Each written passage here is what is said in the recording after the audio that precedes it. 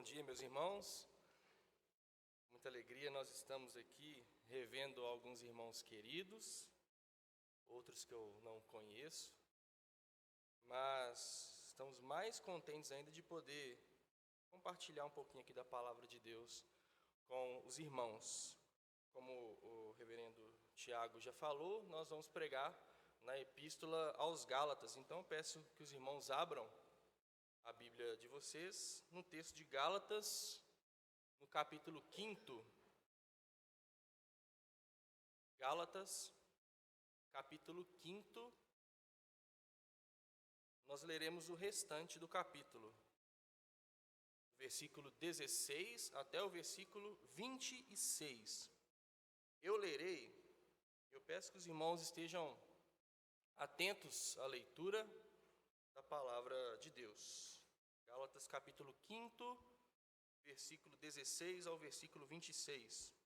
A palavra de Deus diz assim: Digo, porém, andai no Espírito e jamais satisfareis a concupiscência da carne, porque a carne milita contra o Espírito, e o Espírito contra a carne, porque são opostos entre si, para que não façais o que porventura seja do vosso querer.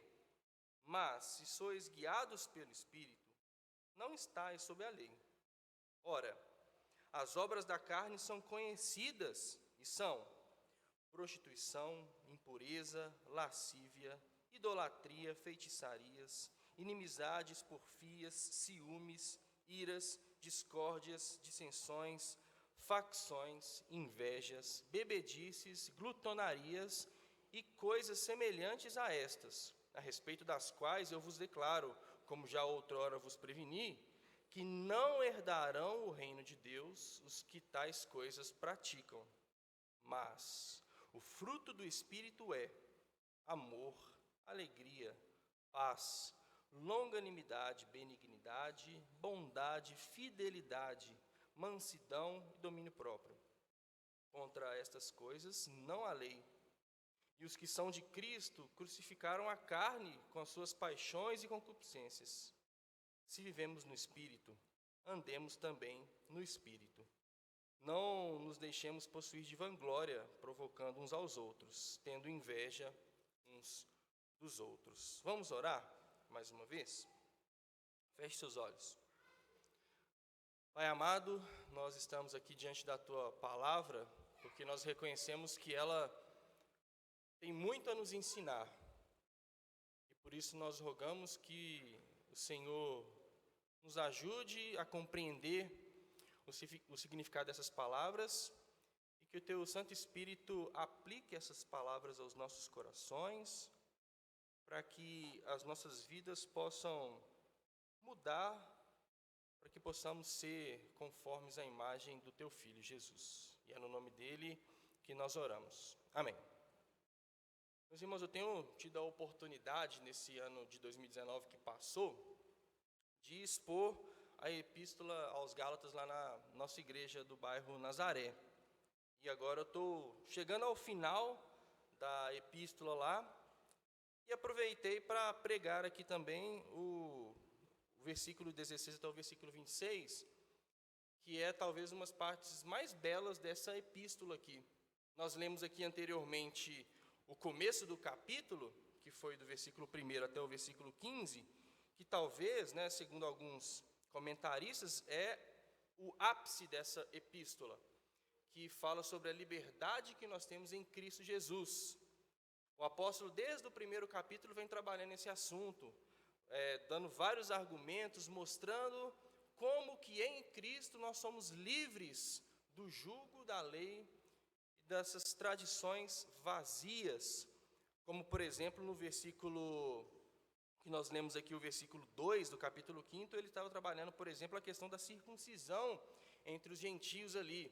Alguns judaizantes chegaram ali naquelas igrejas da Galácia e estavam tentando impor toda a tradição judaica àquelas pessoas ali. Eles não negavam a graça de Cristo, mas eles estavam pregando a graça e mais alguma coisa. Eles eram salvos sim pela graça, mas de acordo com os judaizantes, eles precisavam também circuncidar, precisavam observar datas, dias, festas, ter uma dieta específica. E o apóstolo Paulo, então, vem trabalhando justamente uma maneira de desconstruir essa ideia. Nós somos livres em Cristo Jesus.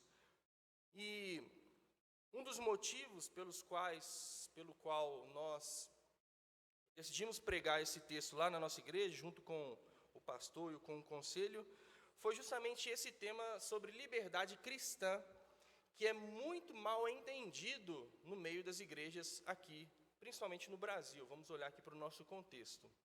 Por um lado, nós temos pessoas que se baseiam no seguinte fato: eu sou livre em Cristo Jesus, logo eu posso fazer qualquer coisa. Logo, a lei não tem poder nenhum sobre mim, então eu posso fazer aquilo que bem me agrada. Isso nós chamamos comumente de libertinagem. Nós não podemos cair nesse extremo. Só que, por um outro lado, não tão combatido dentro da igreja, nós temos o legalismo também. Pessoas que não entendem que dentro de uma igreja, dentro de uma comunidade, existem pessoas diferentes que pensam de maneiras diferentes e que essas opiniões não podem ser impostas a outras pessoas. Quando nós assim procedemos, nós estamos colocando um jugo de escravidão sobre a vida das pessoas.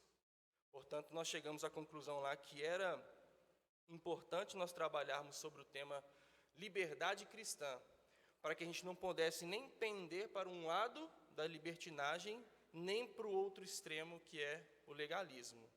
A palavra de Deus nos chama a buscar o equilíbrio entre essas coisas. E nesse texto que nós lemos aqui, nós veremos como que nós podemos agir de uma forma que nós seremos livres, porém, nós usaremos essa liberdade, como no próprio contexto que nós lemos aqui, para servir aos nossos irmãos. Nós somos livres, sim, mas não para fazer aquilo que nós queremos. Nós somos livres para servir ao nosso irmão, baseado no amor. E isso só é possível para aqueles que têm uma vida no Espírito. Por isso que logo aqui em seguida, no versículo 16, quando nós começamos, o apóstolo começa a nos exortar. Digo, porém, andai no Espírito. É um contraste ao versículo 15 que nós tínhamos lido anteriormente. A igreja pode ler, por favor, o versículo 15?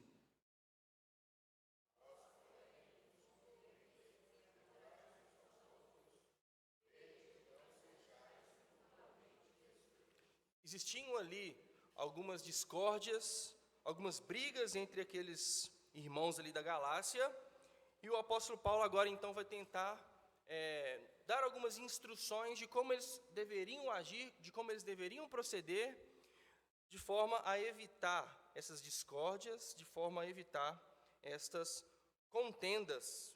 Portanto, olhemos aí para o nosso texto. No versículo 16 até o versículo 18, nós temos uma ideia bem clara aqui que a carne e o espírito são opostos entre si. Uma vida vivida na carne e uma vida vivida no espírito são opostas. Elas não podem, de maneira nenhuma, andar juntas. E em toda a sua epístola, o apóstolo Paulo vem mostrando o contraste entre a salvação que provém da fé e a salvação buscada através do mérito, através do legalismo. E aqui nós temos mais um contraste levantado pelo apóstolo Paulo. Ele mostra aqui o contraste entre a nossa vontade baseada na carne, que é uma vontade pecaminosa, e aquela vontade de buscar a santificação que não provém de nós, mas ela provém de uma vida vivida no Espírito. Nós temos aqui, por exemplo, o versículo 16 diz: andai no Espírito e jamais satisfareis a concupiscência da carne. Concupiscência, eu fui pesquisar essa palavrinha em um dicionário. O significado dela, de uma maneira bem resumida, estava assim: ambição ou desejo desmedido por bens materiais e ou sensuais. Para Agostinho, por exemplo, é um desejo libertino, uma lascívia carnal. Para Tomás de Aquino, é uma aspiração pelo prazer motivada por um fato material. Mas o que nos compete aqui é saber que se nós queremos lutar contra essa concupiscência da carne, a única maneira que nós temos é viver uma vida no Espírito. Nós nunca conseguiremos vencer os nossos próprios prazeres baseado na minha própria força. Porque se eu viver baseado na minha própria força, no meu próprio querer, eu certamente vou dar vazão à concupiscência da minha carne. Cristo, meus irmãos, nos libertou desse jugo de escravidão. Nós não somos mais escravos do pecado.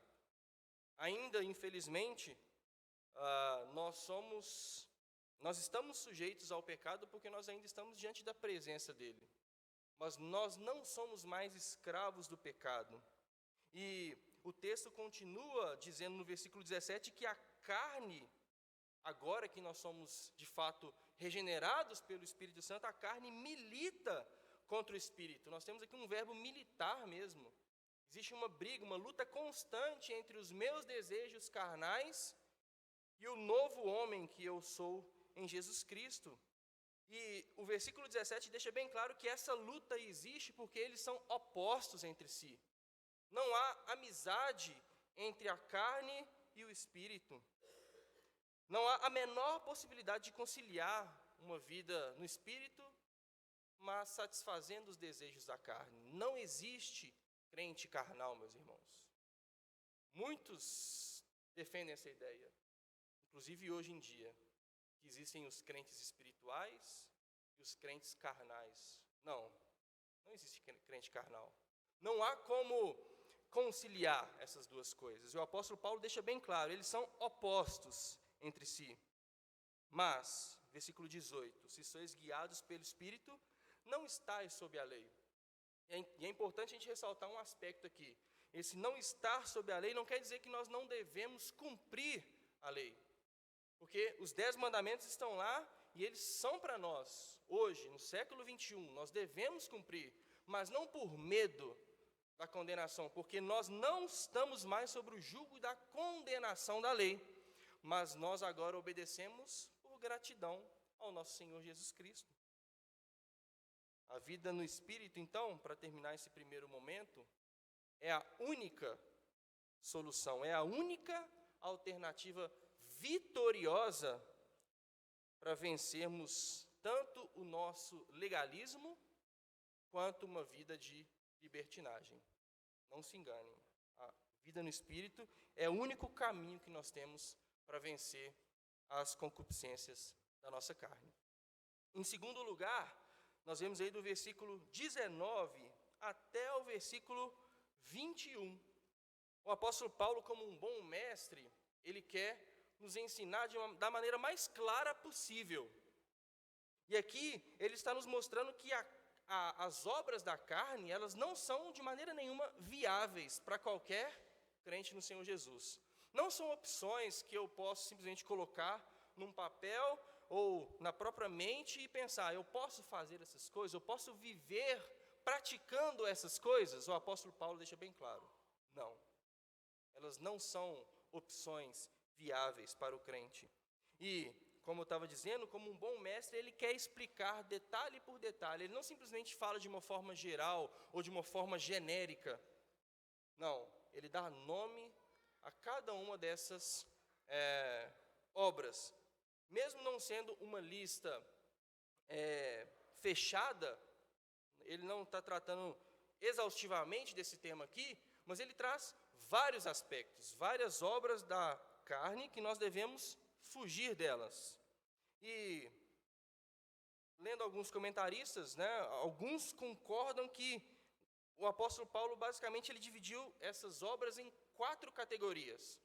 Eu peguei uma aqui em específico, do reverendo Nicodemos. Ele fala que o apóstolo Paulo, ele dividiu em 4 categorias essas obras da carne. A primeira categoria, que os irmãos podem acompanhar aí no versículo 19, é a categoria dos pecados sexuais. A nossa Bíblia diz prostituição, em outras versões traz imoralidade, impureza e lascívia. Tem outras traduções que traz indecência. A impureza e a lascívia, elas estão muito ligadas ao nosso pensamento, aos nossos desejos, aquilo que está dentro de nós. E a prostituição ou a imoralidade é quando nós externalizamos isso, quando nós transformamos aquelas ideias que estão aqui dentro em prática. Mas não importa se eu transformo em prática ou se eu tenho pensamentos imorais, eu já estou pecando. Eu já estou cometendo essas obras da carne. E nós não podemos negligenciar esses pecados. Quantas pessoas na igreja lutam, por exemplo, contra a pornografia? Quantas pessoas na igreja lutam contra traições virtuais? Tenho lido vários artigos, principalmente lá no Voltemos ao Evangelho, de pessoas que estão lutando contra isso. Os seus maridos ou as esposas não chegam a trair fisicamente o seu cônjuge, mas têm traído constantemente de uma maneira virtual. Ou o que nós podemos dizer, por exemplo, sobre a indecência das roupas, do modo de agir, do modo de falar. Isso tudo se encaixa aqui dentro desses pecados sexuais. Porém, o apóstolo Paulo não para aqui. Ele continua. E uma segunda categoria, de acordo com o reverendo Nicodemos, são manifestações religiosas equivocadas. Nós vemos aqui no nosso texto a idolatria e a feitiçaria. Certamente, os irmãos que têm costume de ler a Bíblia, tanto no Antigo Testamento quanto no Novo Testamento, já perceberam que um grande problema do povo de Deus é a idolatria. E tem um motivo muito óbvio para isso, porque nós fazemos qualquer coisa, nós transformamos qualquer coisa em ídolos. Não precisa necessariamente ser uma imagem esculpida, mas nós transformamos sentimentos em ídolos, nós transformamos pessoas em ídolos, nós transformamos o nosso emprego em ídolos. Qualquer coisa pode virar um ídolo para nós. E a feitiçaria, quando nós vamos lá para o original, ela tem uma ideia de algo que nos enfeitiça, algo como um entorpecente. Nós temos aqui expressões pecaminosas da religiosidade humana sem a presença de Deus. Não se engane, meus irmãos, não existe nada de inocente nas religiões pagãs. Quando nós lemos, por exemplo, Romanos capítulo 1, nós vemos que os homens são indesculpáveis, porque eles não adoram ao Deus que está estampado na sua criação magnífica. Não há nada de inocente nas religiões criadas por homens. A terceira categoria que ele coloca aqui são os pecados referentes ao relacionamento com o próximo. E aqui é a lista mais extensa, Nós temos várias obras aqui. Inimizades, porfias, em outras traduções traz aqui rivalidades, ciúmes, iras, discórdias, dissensões, em outras traduções traz aqui como uma condição de disputa por poder, por cargo, essas coisas do tipo, facções ou partidarismos, e invejas. Várias categorias aqui, pecados muito conhecidos por nós, muitos desses aqui nós vemos até com certa regularidade no nosso meio, infelizmente. O problema é que muitas vezes nós não damos o valor ou a importância devida a esses pecados aqui. E nós muitas vezes negligenciamos, deixamos eles de lado. Nós muitas vezes focamos naquela primeira categoria, que é a categoria dos pecados sexuais, e ignoramos o fato de que existem pessoas invejosas dentro da igreja, e nós não tratamos esses problemas. Existem pessoas com ira dentro da igreja, e nós não tratamos essas pessoas. Só que nós não podemos esquecer, meus irmãos, que a inveja, ela condena ao inferno tanto quanto a prostituição. São pecados que nós devemos combater dentro da igreja.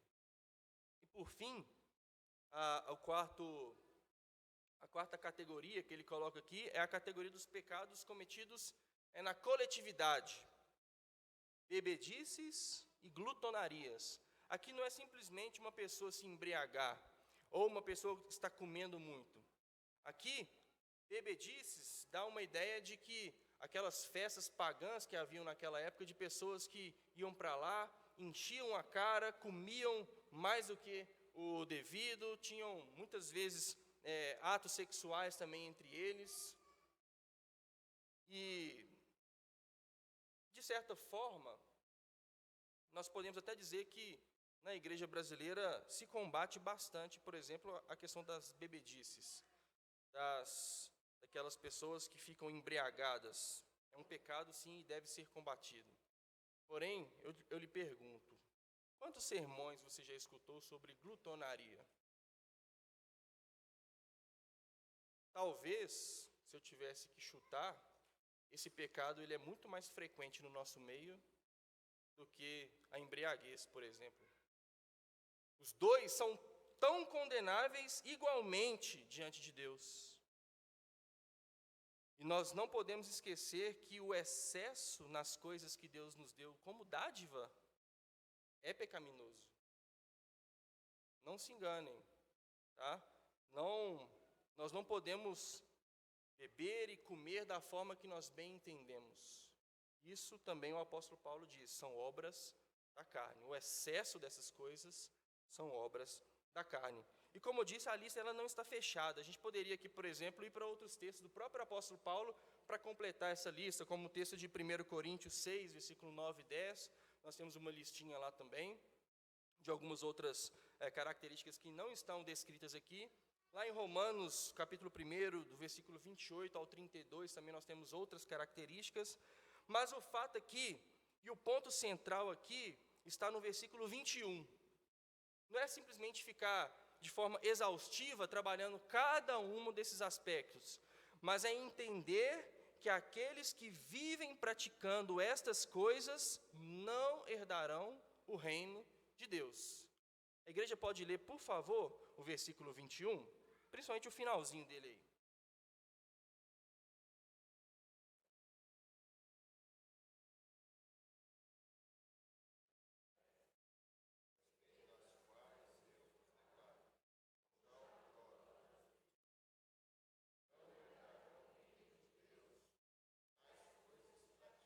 O apóstolo Paulo já tinha falado com aqueles irmãos, e agora ele volta a prevenir aqueles irmãos. Quem pratica essas coisas, quem vive praticando estas coisas, não herdará o reino de Deus. Não é porque a nossa salvação é por obras, não é porque a nossa salvação ela é meritória. Eu deixo de fazer isso, logo eu sou salvo. Ou, se eu faço isso, eu estou condenado. Não é isso que o apóstolo Paulo está nos ensinando aqui. O que ele está nos ensinando aqui é que essas são obras que mostram que não houve de fato uma regeneração no coração daquela pessoa. Pelo fruto vos conhecereis. Será que nós temos produzido este tipo de fruto aqui? O apóstolo Paulo nos dá uma advertência séria. Estes não herdarão o reino de Deus. Por fim, versículo 21 até o versículo 24. Se nós vivemos no Espírito, nós também devemos andar no Espírito. O contraste claro entre as obras da carne está descrito aqui. O fruto do Espírito. E o fruto do Espírito, ele é multifacetado, porque o Espírito nos capacita segundo a multiforme graça de Deus. Porém, é um único fruto coeso que aponta para uma vida consistente. E ela é caracterizada por 9 virtudes que o apóstolo Paulo levanta aqui. Virtudes bastante similares que formam um único fruto. E não é o fruto do meu eu, é o fruto do Espírito Santo. Vejamos quais são esses frutos. Em primeiro lugar, nós temos aqui o amor. O fruto do Espírito é amor, do qual todos os outros certamente derivam. Em seguida, nós vemos a alegria, que certamente é de natureza espiritual, decorrente da salvação pela fé e das bênçãos decorrentes dela. Isso nos traz alegria. Nós muitas vezes passaremos por momentos tristes na nossa vida, mas essa alegria, a alegria que nós temos da nossa salvação em Cristo Jesus é algo que transcende qualquer problema, qualquer tristeza que nós passamos aqui na nossa peregrinação. Em terceiro lugar, nós temos a paz, que é o resultado dessa reconciliação com Deus mediante a fé em Jesus Cristo. Nós temos também a longanimidade, que é a capacidade de suportar o sofrimento na esperança da recompensa divina. A benignidade se caracteriza pela simpatia e gentileza para com os outros, e a bondade pela busca e o empenho pelo bem-estar do próximo. A fidelidade leva o crente a fazer aquilo que ele promete de maneira consistente, e a mansidão reflete o caráter manso do Cordeiro de Deus. Por fim, o domínio próprio reflete o poder do Espírito Santo contra as manifestações das obras da carne mencionadas pelo apóstolo Paulo. Notemos que este é o fruto do Espírito. Isso significa que, graças à atuação dele, do Espírito Santo em nós, nós podemos experimentar essas qualidades. Nós podemos experimentar uma vida baseada nestes frutos. E esse deve ser o nosso alvo. Lembra que nós lemos aí no versículo 13, no nosso contexto, né? Porque vós, irmãos, fostes chamados à liberdade, porém não useis da liberdade para dar ocasião à carne. Quando nós não damos ocasião à carne, o que nos resta é viver segundo o fruto do Espírito. E é para isso que nós somos chamados. A nossa liberdade, como eu disse na minha introdução, não é para eu fazer aquilo que eu quero. A minha liberdade cristã não é para fazer ou cometer pecados que desagradam ao nosso Deus. Não. Mas a liberdade que eu tenho em Cristo é para servir ao meu irmão, baseado no amor. E do amor decorre todas essas outras características que são frutos, que é o fruto do Espírito. Concluindo, versículo 25, o apóstolo Paulo exorta aqueles irmãos, e essa exortação cabe a nós também aqui hoje, o seguinte: sejam coerentes. Olha só o que o verso 25 diz: se vivemos no Espírito, andemos também no Espírito. Muitos irmãos ali tinham noção do que eles tinham começado pelo Espírito, mas agora eles estavam querendo continuar andando pelas obras da carne. Olha aqui que o apóstolo Paulo fala no capítulo 3, versículo 3, capítulo 3, versículo 3 também. Sois assim insensatos, que tendo começado no Espírito, estejais agora vos aperfeiçoando na carne? O apóstolo Paulo está falando assim: olha, como que vocês começaram da maneira correta, mas agora querem mudar radicalmente o seu comportamento, a sua forma de pensar? Não, muito pelo contrário, se vivemos no Espírito, andemos também no Espírito. Essa é a tônica da vida cristã: andar e viver no Espírito Santo. É Ele que nos capacita, é Ele que nos ajuda nesse processo de santificação que teremos até o nosso último dia aqui na terra. E o versículo 26, ele continua dando até uma resposta àquilo que ele tinha falado no versículo 15. Versículo 15 ele diz: se vós, porém, vos mordeis e devorais uns aos outros, vede que não sejais mutuamente destruídos. A instrução do apóstolo Paulo em relação a isso é, versículo 26, não nos deixemos possuir de vanglória, provocando uns aos outros, tendo inveja uns dos outros. Meus irmãos, quando nós agimos de forma legalista dentro da igreja, ou de forma também baseada na nossa libertinagem pecaminosa, nós muitas vezes agiremos com vanglória, porque nós acharemos que somos melhores do que os outros. Se nós defendemos o fato de que nós não precisamos mais da lei, quando nós vemos alguém se esforçando para cumprir a lei do Senhor, nós começamos a julgar ela como mais fraca, como ignorante, como ultrapassada. Se nós, por outro lado, somos legalistas, nós muitas vezes colocamos um jugo no ombro dos nossos irmãos que nem nós mesmos conseguimos cumprir. E nós muitas vezes ficaremos nos comparando uns com os outros: eu faço mais do que o fulano, mas o fulano faz mais do que ciclano. E você cria um ranking de pessoas que são mais santas e pessoas que são mais pecadoras. Isso não existe na igreja de Deus, isso não existe na igreja de Cristo. O apóstolo Paulo deixa bem claro: não deixemos de possuir de vanglória, provocando uns aos outros, não, vivam de acordo com o fruto do Espírito, não de acordo com as obras da carne. Nesse texto que nós estudamos aqui, meus irmãos, fica bem claro que não existe a menor possibilidade de alguém vencer as obras da carne se não for mediante a sua união com Cristo pelo Espírito Santo. O versículo 24 nos mostra isso.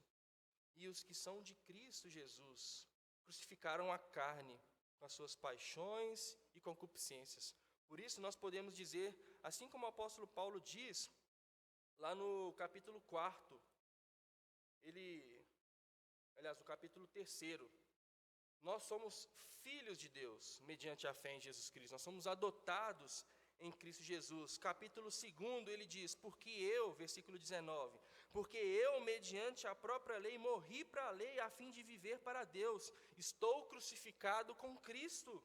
Logo, já não sou eu quem vive, mas Cristo vive em mim. E esse viver que agora tenho na carne, vivo pela fé no Filho de Deus, que me amou e a si mesmo se entregou por mim. Essa é a vida que eu tenho que viver. Essa é a vida que todo crente deve anelar por viver. Não uma vida baseada nas obras da carne, mas uma vida baseada na obra ou no fruto do Espírito.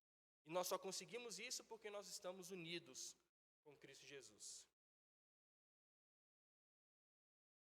Por fim, uma aplicação e uma exortação para nós, começando por mim. Nós deveremos constantemente nos avaliar à luz das Escrituras Sagradas. Principalmente nessa lista que o apóstolo Paulo fez aqui, para nós observarmos se nós temos nos encaixado nas obras da lei, nas obras da carne, nas obras pecaminosas das nossas concupiscências, ou se nós estamos na outra categoria, no fruto do Espírito. Uma vida na carne, ela pode ser uma indicadora de que algo está fundamentalmente errado na sua vida. E uma pergunta nós devemos nos fazer, se isso for uma verdade nas nossas vidas. Será que de fato eu sou justificado dos meus pecados? Porque se a resposta for sim, você não vai viver uma vida na carne, mas você vai viver uma vida de acordo com o fruto do Espírito. Que Deus tenha misericórdia de nós e nos ajude nesta empreitada. Vamos orar uma vez mais? Pai amado, nós te agradecemos pela tua palavra, porque ela nos ensina um pouquinho mais sobre a liberdade que nós temos em Cristo Jesus. Nos ajude, Pai, a não sermos libertinos, no sentido de que nós vivemos buscando os nossos próprios prazeres e alimentar eles dia após dia. Nos afaste disso, Senhor. Nos afaste das obras da carne, mas, por outro lado, também nos afaste de um legalismo cego que acha que cumprir todas essas coisas aqui nos justificam diante do Senhor. Não. Muito pelo contrário. O que nos justifica diante do Senhor é a fé que temos em Jesus Cristo. E até isso é um presente do Senhor. É um dom do Senhor, pela sua graça. Muito obrigado, Pai, por isso. Nos ajude a reconhecer dia após dia que é a tua graça que nos alcançou. Não o meu mérito, não as minhas obras. Nos ajude a viver de acordo com o fruto do Espírito, para que possamos assim vencer as concupiscências da carne. Nos ajude, Pai, nós dependemos inteiramente do Senhor, porque isso é uma obra do Senhor, não nossa. Por isso, na dependência do Teu Santo Espírito, nós te pedimos. Nos ajude nesse processo de santificação aqui. E nos ajude a não dar ocasião à carne, mesmo sendo livres em Cristo Jesus. No nome de Jesus é que nós oramos. Amém.